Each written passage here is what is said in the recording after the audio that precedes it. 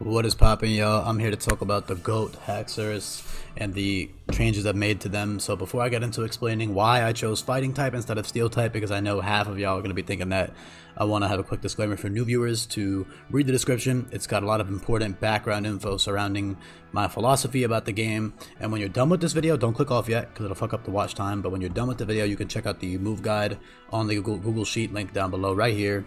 It's got everything organized in a lot of detail. It's super easy to understand, so definitely make sure y'all check that out because it's really important to understanding how all the Pokemon function now. But yeah, with Haxorus itself, so I chose fighting instead of steel because for two main reasons. First reason is Kommo-o is now Dragon Steel. You can watch his video to check out why that is, but the gist of it is just that the Pokedex literally says word for word that his scales are like made of metal and steel, and they're also gray colored, so that like looks more like metal. So Kommo-o is literally covered in like metal steel armor. I understand Kommo-o's got the whole fighting spirit shit, like it's pretty similar to Haxorus to be honest, although his Kommo-o's is more like a tribal war-esque type of thing, while Haxorus is more just like aggressive and angry, like a lot of other modern fighting types might be, like, I don't know, Slitherwing and Paldean Tauros and shit like that. So that's justification for the fighting type. But yeah, Haxorus' whole thing is like that he's super territorial. He likes to, like, they like to fight with each other. Fracture as well, that's why they have rivalry and all these other abilities. And yeah, they're just like fighting between territory constantly. They're always fighting. I also like the color scheme fits fighting pretty well. And I like reimagining what fighting types can be. I don't like when people just put them in the box of, oh, they have to be like combat, like physical, like hand-to-hand combat related. No, I think fighting can be Haxorus very, very well. And I do like how it matches his colors too and stuff like that. And yeah, the actual reason though is because there is no dragon fighting type. There's no more dragon fighting type if I change Kommo-o to Dragon Steel, which I think he should be. This also lets both Haxorus and Kommo-o get multiscale, which is cool because they both have that whole like armor theme going on. So yeah, Multiscale and Haxorus is really cool. The pre-evolutions have Intimidate instead, so you can choose to keep Fracture if you like Sheer Force instead of Ruthless, or Intimidate instead of Multiscale, and the extra bulk with a Violet. But Haxorus is much bulkier naturally, and also Multiscale is like a very versatile ability. It's not just a defensive ability, right? So that's really, really good. And yeah, Ruthless is super cool. I was gonna give them Sharpness, but I had the same issue with Baxcalibur. The reason I gave Baxcalibur Sharpness instead of, Ruthless instead of Sharpness is because of the whole Dragon Claw shenanigans. I think it's kind of awkward for them to use Dragon Claw and get a Sharpness boost when they're supposed to be using their like axe face, right? And in Baxcalibur's case, his back, blade. So I think Dragon Claw shouldn't be Sharpness boosted on these guys, but it can be Sharpness boosted on shit like Sceptile or something else, right? So I opted to give them Ruthless instead, which is very similar to Sharpness mechanically. It actually has some advantages in that it boosts things like Brutal Bash and a bunch of other stuff, and most of the Sharpness moves are also boosted by Ruthless anyway. What the fuck is that sound, bro? We're doing fucking construction outside. Anyway, yeah, Ruthless is really cool. You've got your exclusive Dragon's Blade, which comes from Glaive Rush's animation. Holy shit, I can't speak English today. Glaive Rush's animation. You've also got Brutal Blade and Stone Edge and Temper Flare for coverage. Hopefully y'all cannot hear that background noise, man. It's really fucking loud.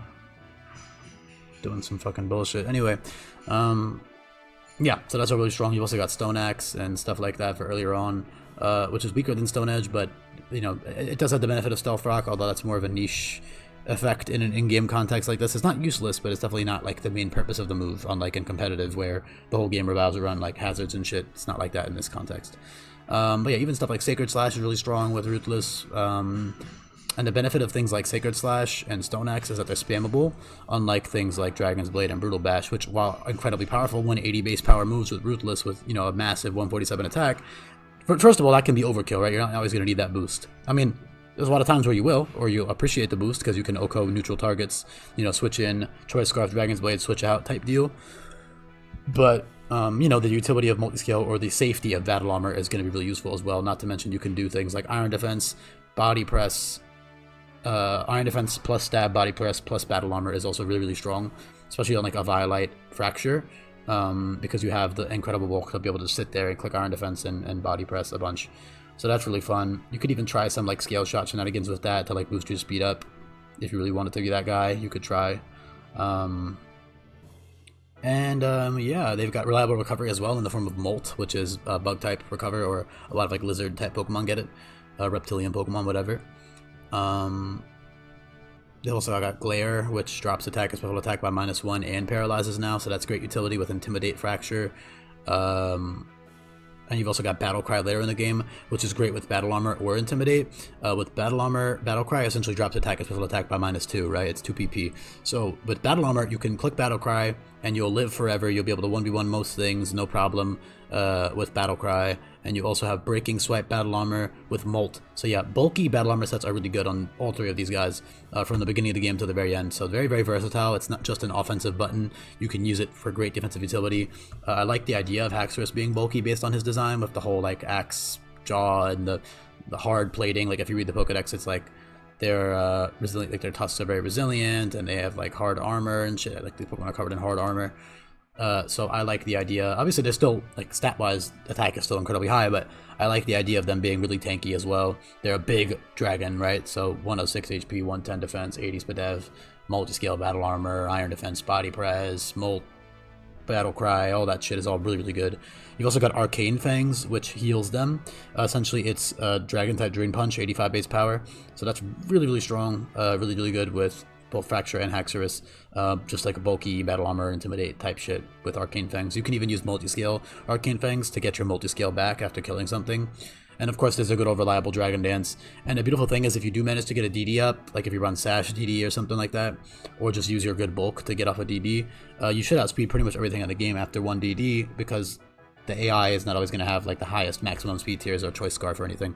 And so you can click DD, and you can switch between Dragon's Blade, Brutal Blade, Stone Edge. You can switch between all these Wicked Blow variants. Meanwhile, with Scarf, you can't switch. So with Scarf, you have to switch out because they can't be used twice in a row. But with a Dragon Dance boost or some other form of speed boost like Scale Shot or Trailblaze, you can, you know, click whatever you want, which is really, really versatile, really, really fun. You can also do some Scope Lens, Ruthless stuff with Shadow Claw, Laceration, Psycho Cut, Aqua Cutter, X Scissor, and Dragon Claw. And you've also got tons of Sheer Force boosted options on Fracture. I like Fracture being pretty distinct from Haxorus. I like Fracture's design. It's got its own little charm to it, so I like them being different options. That's the case for a lot of pseudos. And yes, they are now a pseudo legendary. I feel like that's pretty obvious, of a pretty obvious choice there. But yeah, I think I've covered all the really important things. Also, Finishing Blow is incredibly powerful with a Dragon Dance because you can Finishing Blow, kill something, and then you're +3 attack, and you go crazy from there. But that requires a DD boost or Scale Shot or something, so definitely worth keeping in mind. But yeah, appreciate y'all if you listen to the end. It really does mean a lot. I love how versatile this thing is, both offensively and defensively. Dragon Fighting also has some pretty good resists, like unique resists over Dragon Steel, I believe. Actually, am I lying? Fighting... Yeah, you resist Dark. You resist Dark, which is cool. So, meanwhile, like Komodo, for example, does not resist Dark anymore. So that's a cool resist to have. But yeah, thanks for listening, y'all. Drop a comment if you made it to the end, and I'll be back for more coming up. Peace.